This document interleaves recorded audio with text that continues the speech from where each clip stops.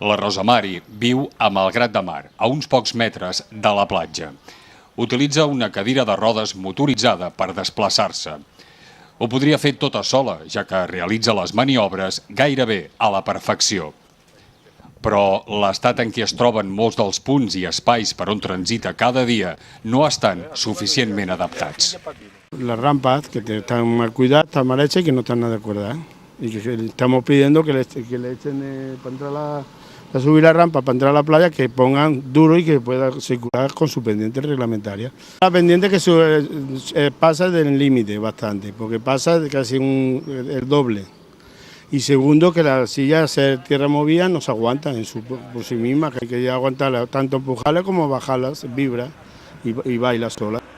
En casi todos los pasos de minusválidos viejos y algunos nuevos. También nos encontramos con muchos coches ocupando la zona de minusválidos, pero bueno, eso ya tiene que ser la policía o la persona adecuada que lo... I és que la normativa és clara. Per a una rampa amb una longitud de més de 10 metres, la pendent màxima ha de ser del 8%. La del pas soterrat de l'avinguda de la Pomareda és de més del 12%. Algunes pedres enmig del pas, els sotracs i la sorra també dificulten el trajecte que fa la Rosa Mari, que en més d'una ocasió ha patit alguna caiguda. Per accedir a la platja, la Rosa Mari necessita d'un accés especialment adaptat, però no ho està prou i sempre li cal ajuda de qui l'acompanya. Tenemos que ir a la zona delante del Hotel Guillén, que es donde está la rampa de minusválidos, que está mal cuidado, porque le faltan unos 8 metros cubierta de arena, que también pido que la limpie y tampoco hacen caso.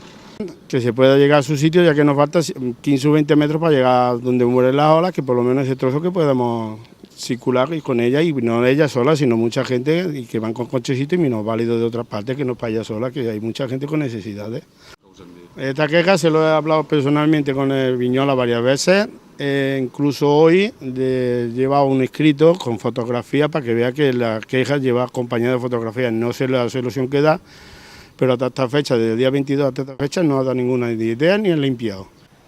Finalment, i després de sortejar totes aquestes barreres, l'aigua encara li queda massa lluny i moltes vegades es troba amb la poca sensibilitat d'alguns banyistes que deixen les bicicletes en el tram final del seu recorregut.